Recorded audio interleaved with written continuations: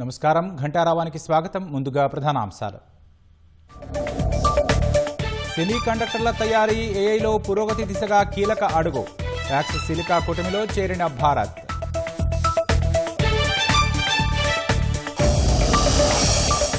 AI ఆవిష్కరణల కేంద్రంగా భారత్ ఎదుగుతోందన్న ప్రధాని. మాతృభాషలో ఉన్నత విద్యకు టూల్స్ రూపొందించాలని పిలుపు. కేంద్రంలో ఏఐకు ప్రత్యేక మంత్రిత్వ శాఖ ఉండాలన్న సీఎం. ఏఐ స్టార్టప్ విలేజ్ను రాష్ట్రంలో ఏర్పాటు చేసేందుకు సంసిద్ధత.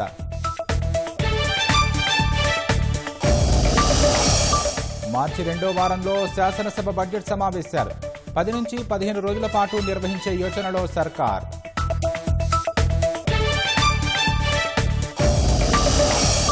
ఇరిగేషన్లో కాంగ్రెస్ ప్రభుత్వం పూర్తిగా విఫలమైందన్న బీఆర్ఎస్. 2 ఏళ్లైనా దేవాదుల పనుల్లో అడుగు ముందుకు పడట్లేదని విమర్శ.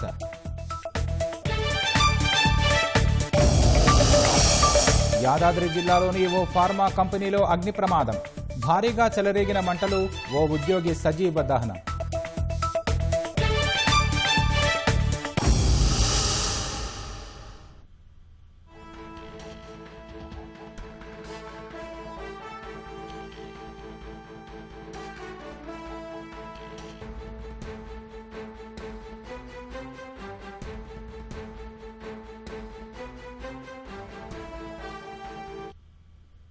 తాజా అంశాన్ని చూస్తున్నాం. యాదాద్రి భువనగిరి జిల్లా చౌటుప్పల్లోని ఓ రసాయన పరిశ్రమలో అగ్ని ప్రమాదం జరిగింది. ఒకరు మృతి చెందారు. మరింత సమాచారం మా ప్రతినిధి ఈశ్వర్ నాటి తెలుసుకుందాం. ఈశ్వర్, చెప్పండి, అగ్ని ప్రమాదానికి సంబంధించి పూర్తి వివరాలేంటి?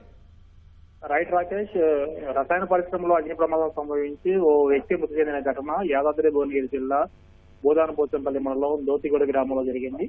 అది దోతిగూడ గ్రామంలో చుట్టుపక్కల మొత్తం కూడా సుమారు 7 పైగా ఫార్మా కంపెనీలు ఉన్నాయి. అయితే మధ్యాహ్నం 3-3:30 గంటల సమయంలో ఒక రసాయన పరిశ్రమలో ఒక్కసారిగా మంటలు ఎగిసిపడ్డాయి. దీంతో ఆ కంపెనీలో పనిచేస్తున్న కార్మికులు, సిబ్బంది అందరూ కూడా ఒక్కసారిగా బయటికి పరుగులు తీశారు. వెంటనే వారందరూ కూడా పోలీసులకు సమాచారం అందజేశారు. పోలీసులు, అగ్నిమాపక సిబ్బంది హుటాహుటిన ఘటనా స్థలానికి చేరుకొని అక్కడ మొత్తం కూడా మంటలు ఆర్పే ప్రయత్నం చేశారు. సుమారు 3 గంటల పాటు శ్రమించి ఆ మంటలు మొత్తం కూడా అదుపు చేశారు.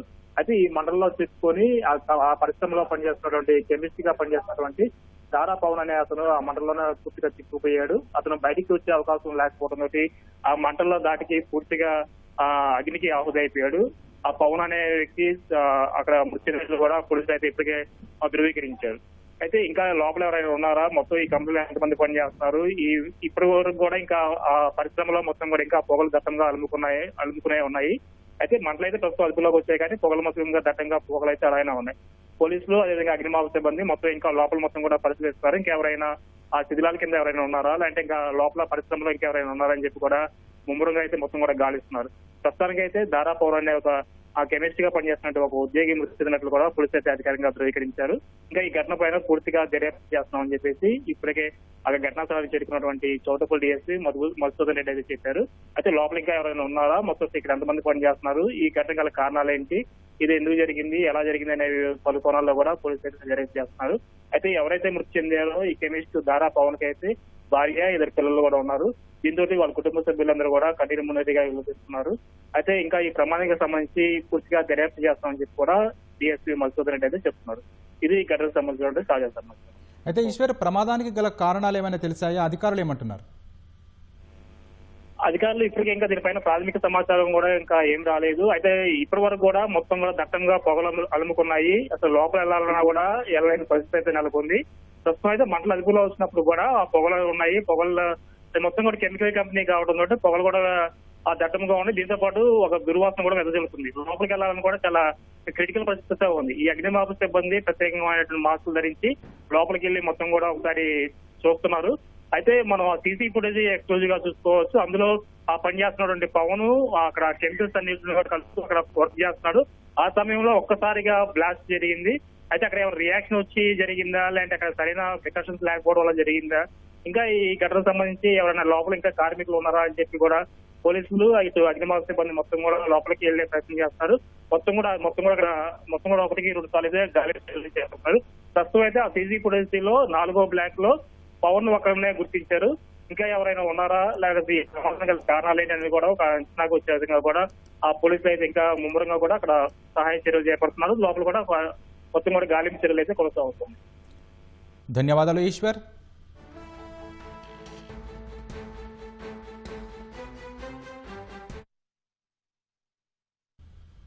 సెమీకండక్టర్ తయారీ ఆర్టిఫిషియల్ ఇంటెలిజెన్స్ రంగంలో అద్భుత పురోగతి సాధించే దిశలో భారత్ కీలక ముందడుగు వేసింది. ఈ రంగాల్లో అగ్రగామి దేశాలు సభ్యులుగా ఉన్న ప్యాక్స్ సిలికా కూటమిలో చేరింది. ఏఐ కీలక ఖనిజాల కోసం అమెరికాతో చారిత్రక ఒప్పందం ఖరారు చేసుకుంది. ఏఐ కీలక ఖనిజాలు సరఫరా చైన్, భద్రత, ఆర్థిక రంగాల్లో సభ్య దేశాల నుంచి గొప్ప సహకారం పొందే అవకాశం దక్కించుకుంది. కీలక ఖనిజాలు, కృత్రిమ మేధస్సు సరఫరా వ్యవస్థను బలోపేతం చేసే లక్ష్యంతో అమెరికా నేతృత్వంలో ఏర్పాటైన ప్యాక్స్ సిలికా వ్యూహాత్మక కూటమిలో భారత్ అధికారికంగా చేరింది. ఢిల్లీలో జరుగుతున్న ఏఐ ఇంపాక్ట్ సమ్మిట్ వేదికగా ఈ ఒప్పందంపై భారత్ సంతకం చేసింది. ఈ కార్యక్రమానికి కేంద్ర ఐటీ శాఖ మంత్రి అశ్విని వైష్ణవ్, భారత్లో అమెరికా రాయబారి సెర్గియో గోర్, అమెరికా ఆర్థిక వ్యవహారాల సహాయ మంత్రి జాకబ్ హెల్బర్గ్ హాజరయ్యారు. ఈ సందర్భంగా మాట్లాడిన అమెరికా రాయబారి సెర్గియో గోర్, ప్యాక్స్ సిలికా అనేది సామర్థ్యాల కలయికగా అభివర్ణించారు. స్వేచ్ఛాయుత ప్రజలు ఏకమైతే భవిష్యత్తు వారిదే అవుతుందని చెప్పడానికి ప్యాక్స్ సిలికా ఒక నిదర్శనమని అమెరికా మంత్రి జాకబ్ హెల్బర్గ్ వ్యాఖ్యానించారు. రెండు దేశాల మధ్య వాణిజ్య ఒప్పందాన్ని ఖరారు చేయడం సహా ద్వైపాక్షిక సంబంధాలను మరింత బలోపేతం చేసే దిశగా అడుగులు పడుతున్న వేళ ఈ పరిణామం ప్రాధాన్యం సంతరించుకుంది. ప్రధాని మోదీ కృషితో యావత్ ప్రపంచం భారత్పై పూర్తి విశ్వాసం కనబరుస్తోందని కేంద్ర మంత్రి అశ్విని వైష్ణవ్ చెప్పారు. ఈ క్రమంలో కుదిరిన ఈ ఒప్పందం వల్ల భారత్లో సెమీకండక్టర్ తయారీకి అనువైన వాతావరణం అభివృద్ధి చెందుతుందని తెలిపారు.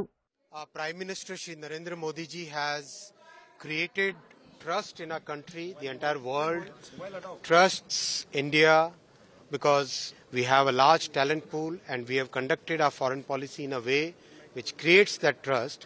And as a part of that, today the PACS Silica was signed, which is very important for semiconductor supply chain, semiconductor manufacturing, chip design, for getting that entire semiconductor ecosystem well established in our country. కీలక ఖనిజాలు, AI కోసం సురక్షితమైన, వినూత్నమైన, నమ్మకమైన ప్రపంచ స్థాయి సరఫరా వ్యవస్థను నిర్మించాలనే లక్ష్యంతో 2025 డిసెంబర్లో ప్యాక్స్ సిలికా కూటమిని ప్రారంభించారు.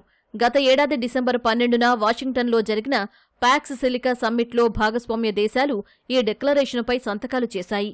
ఇందులో Australia, Greece, Israel, Japan, Qatar, దక్షిణ కొరియా, సింగపూర్, యుఏఈ, యూకే సభ్యదేశాలుగా ఉన్నాయి. ముడి సరుకుల నుంచి సెమీకండక్టర్లు, ఏఐ మౌలిక సదుపాయాల వరకు అన్ని దశల్లో ఆర్థిక, సాంకేతిక సహకారాన్ని పెంపొందించుకోవడం ద్వారా స్థిరమైన ఆర్థిక వ్యవస్థను నెలకొల్పడం ఈ కూటమి ప్రధాన లక్ష్యం. దీర్ఘకాలిక శ్రేయస్సుకు కృత్రిమ మేధస్సు ఒక పరివర్తనాత్మక శక్తి అని గుర్తిస్తున్నట్లు సభ్యదేశాలు ప్రకటించాయి.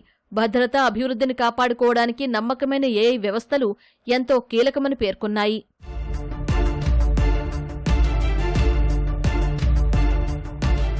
ప్యాక్స్ సిలికా కూటమి వల్ల భారతదేశ సెమీకండక్టర్, ఏఐ రంగానికి అనేక ప్రయోజనాలు చేకూరనున్నాయి. సెమీకండక్టర్ తయారీకి సిలికాన్, గాలియం, జెర్మేనియం వంటి కీలక ఖనిజాల నిరంతర సరఫరా అవసరం కాగా, సహజ వనరులు, సాంకేతిక పరిజ్ఞానం పుష్కలంగా ఉన్న దేశాలతో కూడిన ఈ కూటమిలో చేరడం వల్ల భారతదేశానికి స్థిరమైన, నమ్మకమైన సరఫరా వ్యవస్థ అందుబాటులోకొస్తుంది. తద్వారా ప్రపంచ భౌగోళిక రాజకీయాల వల్ల వచ్చే కుదుపులు లేదా చైనా వంటి ఒకే దేశంపై ఆధారపడటం వల్ల ఎదురయ్యే ముప్పుల నుంచి మన తయారీ రంగానికి రక్షణ లభిస్తుంది. అమెరికా నేతృత్వంలోని ఈ కూటమిలో చేరడం ద్వారా భారత్ ప్రపంచ టెక్ సప్లై చైన్లో నమ్మకమైన, స్థిరమైన, సురక్షితమైన కేంద్రంగా మారుతుంది. ఇది సెమీకండక్టర్ తయారీ రంగంలో fabs, assembling, testing, marking, packaging కేంద్రాల స్థాపనకు భారత్ అత్యంత ఆకర్షణీయమైన గమ్యస్థానంగా మారుతుంది. సెమీకండక్టర్ల తయారీకి అత్యున్నత సాంకేతికత, భారీ పెట్టుబడులు అవసరం కాగా, ప్యాక్స్ సిలికాలో అమెరికా, జపాన్, దక్షిణ కొరియా వంటి సెమీకండక్టర్ రంగంలో అగ్రగామి దేశాలు ఉన్నాయి. ఈ కూటమిలో భాగం కావడం వల్ల విజ్ఞాన బదిలీ సహా చిప్ డిజైన్, తయారీకి అధునాతన పద్ధతులు తెలుసుకోవచ్చు. భవిష్యత్తు తరానికి అవసరమైన ఏఐ చిప్స్ మౌలిక సదుపాయాలు అభివృద్ధి చేయడానికి ఉమ్మడి పరిశోధనలు చేయవచ్చు. ఏఐ డేటా సెంటర్లకు అత్యంత శక్తివంతమైన మైక్రోచిప్ల అవసరం, సిలికాన్ లభ్యతను సురక్షితం చేసుకోవడం ద్వారా భారత్ తన దేశీయ ఏఐ స్టార్టప్లు, టెక్ కంపెనీలు, ప్రభుత్వ డిజిటలైజేషన్ ప్రాజెక్టులకు నిరంతరంగా కంప్యూటింగ్ ఇన్ఫ్రాస్ట్రక్చర్ అందేలా చూసుకోవచ్చు. చిప్ డిజైన్ హబ్గానే కాకుండా పూర్తిగా ఇంటిగ్రేటెడ్ తయారీ, ప్యాకేజింగ్ కేంద్రంగా ఎదగడం ద్వారా భారత్లో వేలాది అధిక వేతనాలు, నైపుణ్యం కలిగిన ఉద్యోగాలు లభిస్తాయి.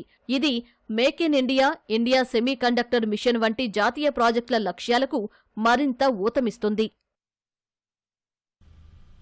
మాతృభాషలో ఉన్నత విద్యను బోధించడం, వ్యవసాయం, పర్యావరణ పరిరక్షణలో కృత్రిమ మేధను వినియోగించుకునే అవకాశాలపై ఏఐ డీప్ టెక్ స్టార్టప్ సీఈఓలతో ప్రధాని నరేంద్ర మోదీ చర్చించారు. 16 స్టార్టప్ల సీఈఓలు, వ్యవస్థాపకులతో ప్రధాని రౌండ్ టేబుల్ సమావేశం నిర్వహించారు. సమాజానికి ఉపయోగపడే ఆవిష్కరణలు చేసిన పలువురిని ప్రధాని ఈ సందర్భంగా అభినందించారు. దేశీయ డిజిటల్ ఆవిష్కరణలకు యూపీఐ ఒక అత్యుత్తమ ఉదాహరణ అని పేర్కొన్నారు. భారతీయ ఉత్పత్తులపై నమ్మకం ఉంచాలని సూచించారు. భారతీయ భాషలు, సంస్కృతిని ప్రోత్సహించడం అత్యంత ఆవశ్యకమని ప్రధాని పేర్కొన్నారు. మాతృభాషలో ఉన్నత విద్యాభ్యాసానికి వీలుగా ఏఐ టూల్స్ను అభివృద్ధి చేయాలని కోరారు. అంతరిక్ష రంగంలో ప్రైవేటు భాగస్వామ్యం పెరగడం పెట్టుబడిదారుల్లో విశ్వాసాన్ని సూచిస్తోందని మోదీ తెలిపారు. దేశంలో ఏఐ ఎకోసిస్టమ్ను బలోపేతం చేసేందుకు ప్రభుత్వం చేస్తున్న నిరంతర కృషిని స్టార్టప్ సీఈఓలు ప్రశంసించారు. ఏఐ ఆవిష్కరణల కేంద్రంగా భారత్ క్రమంగా ఎదుగుతోందని పేర్కొన్నారు.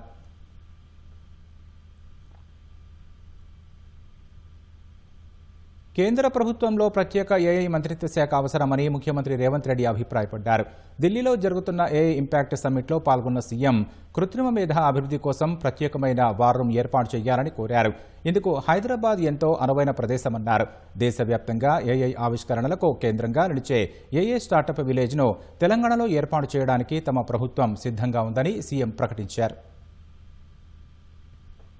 ఢిల్లీ పర్యటనలో ఉన్న ముఖ్యమంత్రి రేవంత్ రెడ్డి ఐటీ శాఖ మంత్రి శ్రీధర్ బాబుతో కలిసి ఇండియా ఏఐ ఇంపాక్ట్ సమ్మిట్లో పాల్గొన్నారు. ఈ సదస్సులో మాట్లాడిన సీఎం మొత్తం ప్రపంచాన్ని ప్రభావితం చేస్తున్న ఆర్టిఫిషియల్ ఇంటెలిజెన్స్ రంగంలో భారత్ ముందంజలో ఉండాలంటే కేంద్ర ప్రభుత్వం ప్రత్యేక ఏఐ మంత్రిత్వ శాఖ ఏర్పాటు చేయాలని సూచించారు. ఏఐ వినియోగం, నియంత్రణ, చట్టపరమైన మార్గదర్శకాలు, జాతీయ భద్రత వంటి అంశాలను సమగ్రంగా నిర్వహించేందుకు ప్రత్యేక వ్యవస్థ అవసరముందని నొక్కి చెప్పారు. పారిశ్రామిక విప్లవాల సమయంలో జరిగిన నష్టాలను గుర్తు చేసిన సీఎం ఈసారి భారత్ అలాంటి తప్పిదాలను చేయకూడదని హెచ్చరించారు. ఏఐ అభివృద్ధి కోసం ప్రత్యేకమైన వార్ రూమ్ ఏర్పాటు చేయాలన్న సీఎం హైదరాబాద్ లో ఆ వార్ రూమ్ ను ఏర్పాటు చేసేందుకు తెలంగాణ సిద్ధంగా ఉందన్నారు. ఏఐ రాకతో ఉపాధిపై తలెత్తుతున్న ఆందోళనలు ప్రస్తావించిన సీఎం యువతను ఏఐ ఆధారిత భవిష్యత్తుకు సిద్ధం చేయాలని పిలుపునిచ్చారు. స్టార్టప్లకు మద్దతు కల్పించేందుకు జాతీయ ఏఐ నిధి ఏర్పాటు చేయాలని ప్రతిపాదించారు. ఏఐ స్టార్టప్ విలేజ్ ను తెలంగాణలో ఏర్పాటు చేసేందుకు తమ ప్రభుత్వం సిద్ధంగా ఉందన్నారు. హైదరాబాద్ వచ్చి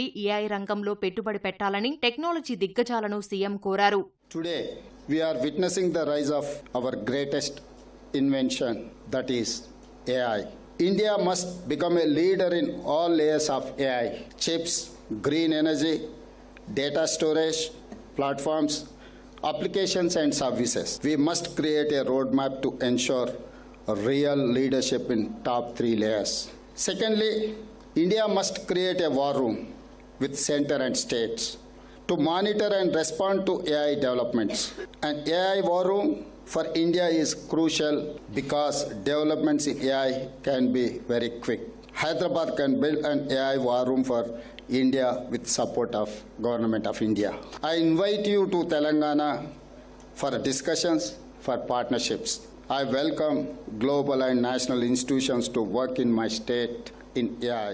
ప్రపంచ స్థాయి పరిశోధనలకు ఊతమిచ్చే ఏఐ యూనివర్సిటీని దేశంలో స్థాపించాలని సీఎం సూచించారు. ఏఐ విస్తరణ నేపథ్యంలో ఉపాధిపై తలెత్తుతున్న ఆందోళనలను ప్రస్తావిస్తూ కొన్ని రంగాల్లో ఉద్యోగ నష్టాలు ఉండే అవకాశముందన్నారు. అయితే సరైన రీస్కిల్లింగ్, అప్స్కిల్లింగ్ చర్యల ద్వారా ఏఐ వల్ల వచ్చే కొత్త అవకాశాలు మరింత విస్తృతంగా ఉంటాయని అభిప్రాయపడ్డారు. బాధ్యతాయుతమైన, సమ్మిళిత, భవిష్యత్తు దృష్టితో కూడిన ఏఐ వ్యవస్థను నిర్మించేందుకు ప్రపంచ నిపుణులు, సంస్థలు కలిసి పనిచేయాలని ఆయన కోరారు. ఈ మార్పు యుగంలో భారత్ నాయకత్వం వహించాల్సిన సమయం ఇదేనని సీఎం స్పష్టం చేశారు.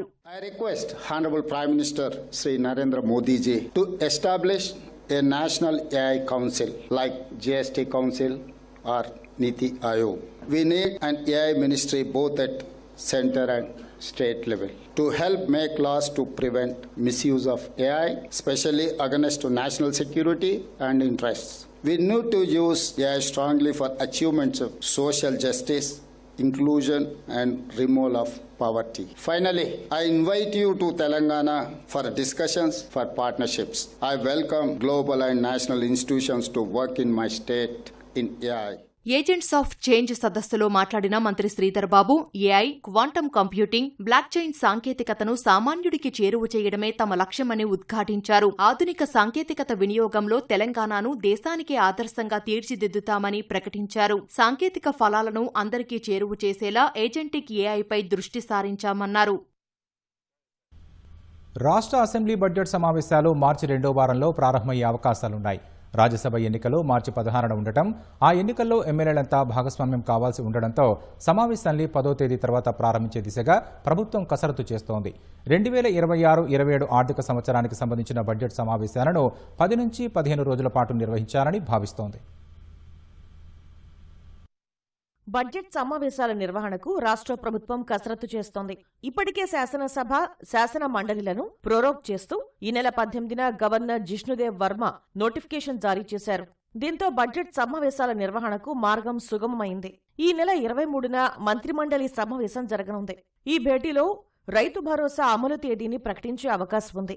ఇటీవల జరిగిన మున్సిపల్ ఎన్నికల ఫలితాలు, జడ్పీటీసీ, ఎంపీటీసీ ఎన్నికల నిర్వహణ తదితర అంశాలపైన చర్చ జరిగే అవకాశం ఉంది. మంత్రివర్గ సమావేశంలో బడ్జెట్ సమావేశాల నిర్వహణకు ఆమోదం తెలుపుతూ కేబినెట్ తేదీ ఖరారు చేసే అవకాశం ఉంది. రాష్ట్ర ఆర్థిక శాఖ మంత్రి భట్టి విక్రమార్క బడ్జెట్ సన్నాహక సమావేశాలను వరుసగా నిర్వహిస్తున్నారు.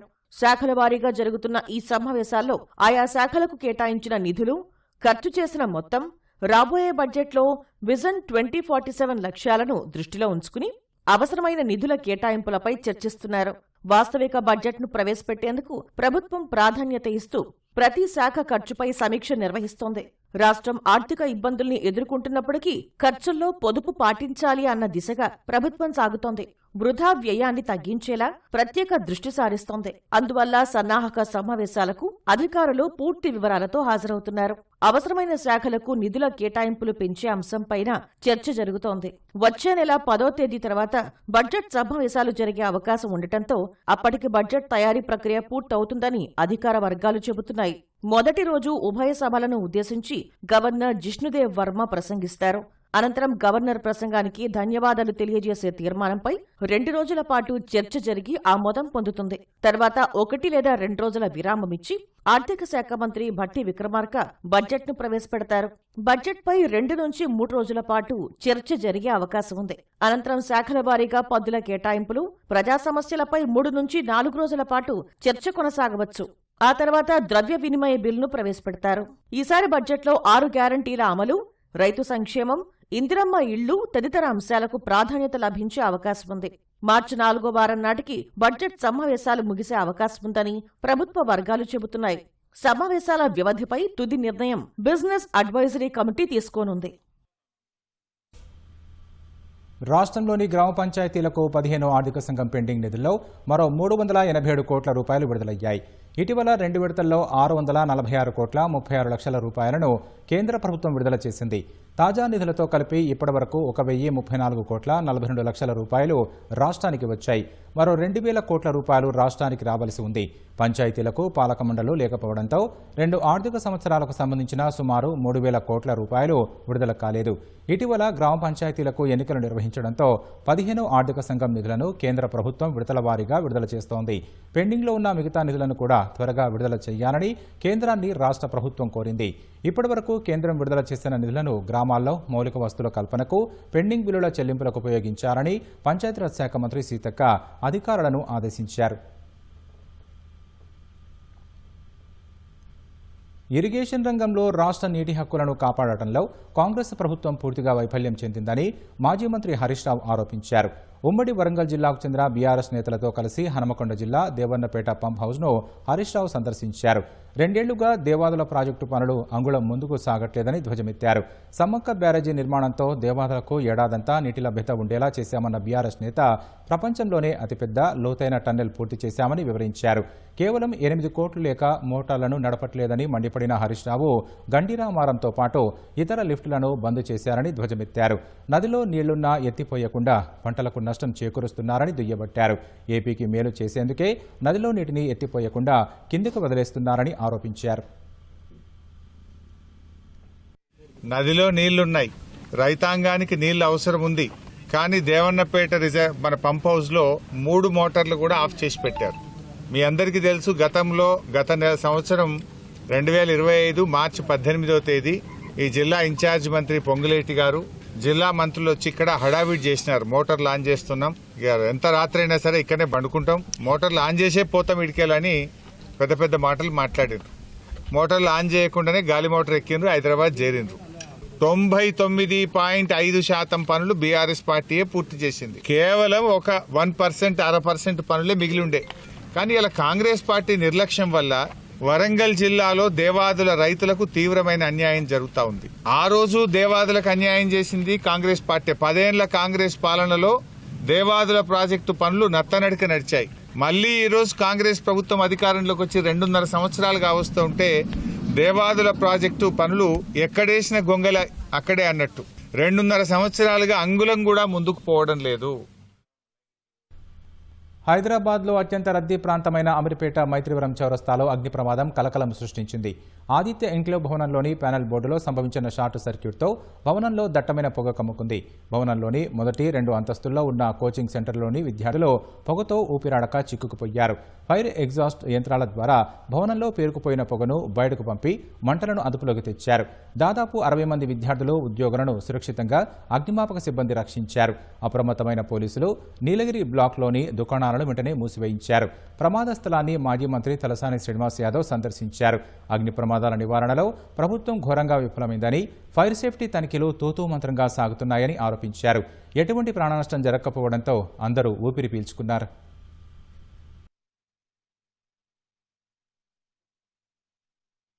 హైదరాబాద్ పరిధిలో విపరీతమైనటువంటి ఫైర్ యాక్సిడెంట్ జరుగుతున్నాయి. కానీ ప్రభుత్వానికి నిమ్మకు నీరెత్తనట్టు ఏదైతే జరిగిన సంఘటన జరగగానే ఇమ్మీడియట్గా వచ్చి ఆ టైం వరకు షో ఆఫ్ చేసి వెళ్ళిపోతుర్రే తప్ప దీనికి ఒక ప్రాపర్ ప్రణాళిక, జాగ్రత్తలు తీసుకోవాల్సినటువంటి ప్రభుత్వము ఎక్కడ జాగ్రత్తలు తీసుకున్నటువంటి దాఖలాలు లేవు. మెదక్ జిల్లా రేగోడ్ కస్తూర్బా గాంధీ బాలికల పాఠశాలలో కలుషిత ఆహారం తిని విద్యార్థినులు అస్వస్థతకు గురయ్యారు. గురువారం రాత్రి 200 మంది బాలికలు భోజనం చేయగా తెల్లారేసరికి అందులో 25 మందికి వాంతులు, విరేచనాలయ్యాయి. ఎస్ఎస్సీ ఇంటర్నల్ మార్క్స్ వెరిఫికేషన్ బృందం సభ్యులు సైతం అస్వస్థతకు గురయ్యారు. హాస్టల్ వార్డెన్, ఉపాధ్యాయులు వెంటనే బాధితులను స్థానిక ప్రాథమిక ఆరోగ్య కేంద్రానికి తరలించారు. 10 మందికి గ్లూకోజ్ ఎక్కించగా మిగతా వారికి చికిత్స అందించి పాఠశాలకు పంపించారు. సమాచారం తెలుసుకున్న పోలీసులు ఆసుపత్రి కేంద్రం వద్దకు వచ్చి విద్యార్థుల ఆరోగ్యంపై ఆరా తీశారు. బాలికలకు ప్రమాదం లేదని వైద్యులు చెప్పారని, ఎవరూ ఆందోళన చెందొద్దని ఉపాధ్యాయులు వెల్లడించారు. గిట్టుబాటు ధర లభించకపోవడంతో రైతులు ఉచితంగా టమాటాలను పంచిపెట్టారు. మహబూబాబాద్ జిల్లా కొత్తగూడలో అధిక సంఖ్యలో రైతులు తమ పంటను మార్కెట్కు తరలించారు. అన్నదాతలు ఆశించిన స్థాయిలో ధర లేకపోవడంతో నిరాశకు గురయ్యారు. పెట్టుబడి కూడా పొందలేని స్థితిలో తిరిగి తీసుకెళ్లడం భారంగా మారింది. చేసేదేమీ లేక టమాటాలను ప్రజలకు ఉచితంగా పంపిణీ చేశారు. ఒక్కసారిగా టమాటాల కోసం ప్రజలు ఎగబడ్డారు.